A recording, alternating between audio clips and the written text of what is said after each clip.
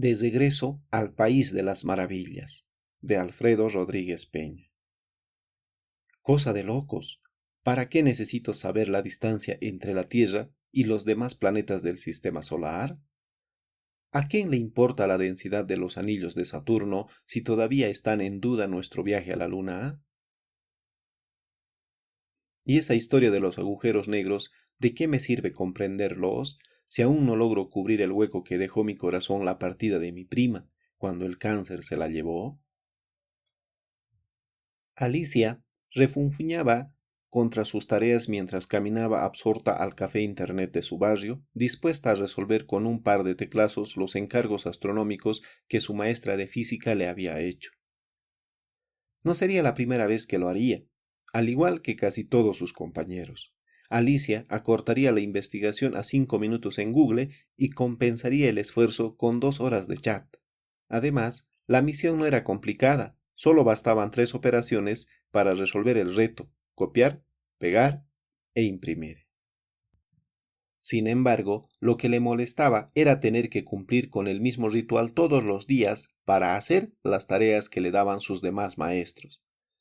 Todas ellas misiones rutinarias y a la vez sin sentido: medir versos de los poemas de la generación del 27, explicar los motivos de la decadencia de la dinastía Gupta en la India, descubrir el teorema de un tal Tales y otras perlas del mismo talante. Ya en el café pidió una máquina cualquiera y recordó que no podía quedarse mucho tiempo, pues su madre le había ordenado que regresara a acomodar su habitación, donde el desorden era tal que parecía que se había producido allí un mini Big Bang. Activó los botones de encendido, ingresó a un explorador y cuando logró acceder a Google, la computadora repentinamente se recalentó para dar paso a un intenso destello de luz con tal energía que todos salieron del café en un santiamén, todos menos ella.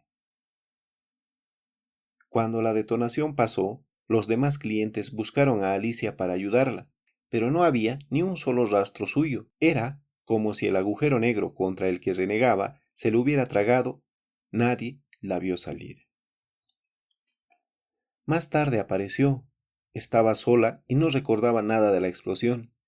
Estaba todo tan blanco y brillante que por un momento pensó que había viajado al salar de Uyuni. Se incorporó y cuando pudo más o menos mirar a su alrededor, vio caer una lluvia de letras que le dieron algún sentido de ubicación en el limbo donde se encontraba. Los signos se detuvieron formando filas horizontales por delante y por encima de ella. Cuando miró más arriba, simplemente no podía creer lo que sus ojos le revelaban. Allá en el cielo, 6 enormes caracteres le ayudaron a comprender su situación. Google era la dimensión donde Alicia fue a parar. Por alguna extraña razón, la estudiante había sido impulsada a la carretera mundial de la información y había caído en el sitio del motor de búsqueda más conocido de todos. Estaba intacta. Las palabras que la rodeaban estaban todas relacionadas con astronomía y, allá arriba, por encima de las líneas de texto y donde el doodle del día, estaba nada más y nada menos que la barra de búsqueda, vibrante como un portal que le despertaba la curiosidad, un agujero blanco y rectangular que le atraía poderosamente. Alicia se sirvió de las opciones de enlace que Google le proporcionaba para trepar hasta la barra de búsqueda. Quería escribir, mandar un mensaje a quien la viera en la pantalla del computador, pero no tenía teclado. Comenzó entonces a tomar algunas letras de las palabras que había a su alrededor y que constituían accesos a diversos sitios de información. Escribió auxilio y le salió una definición de Wikipedia. Comprendió que debía ser más específica.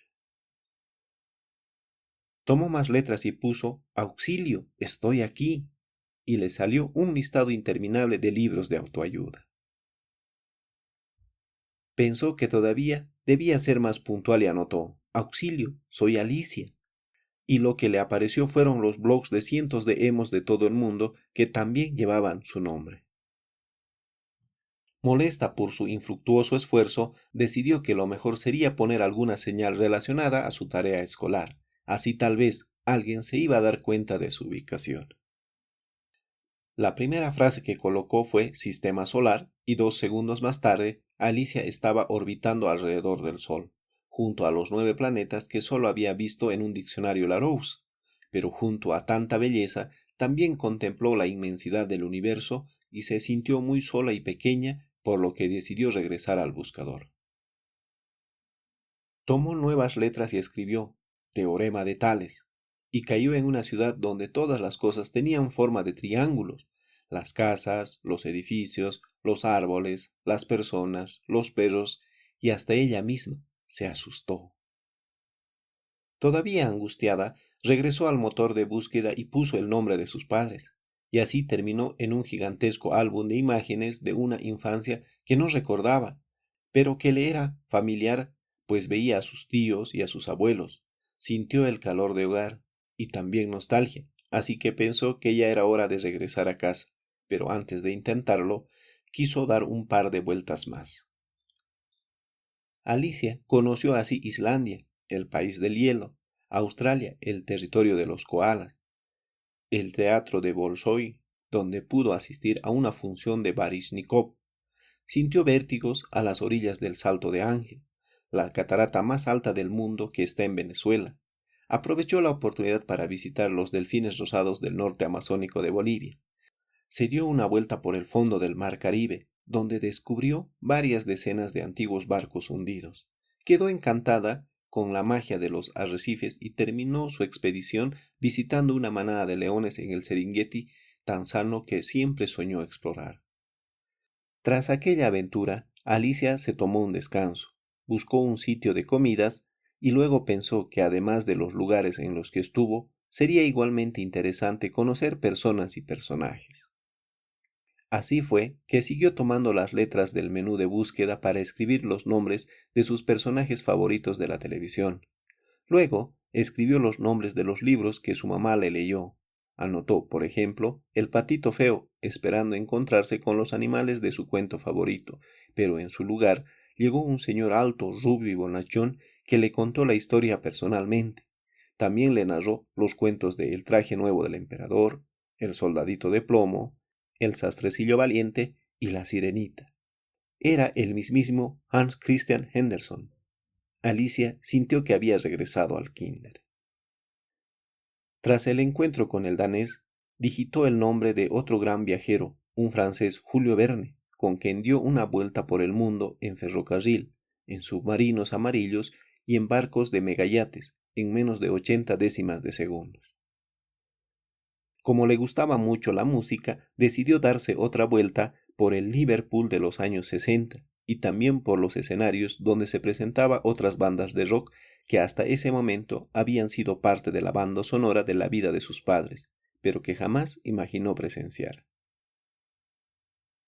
La muchacha se había olvidado de la urgencia que tenía por salir de ese extraño pero fascinante lugar.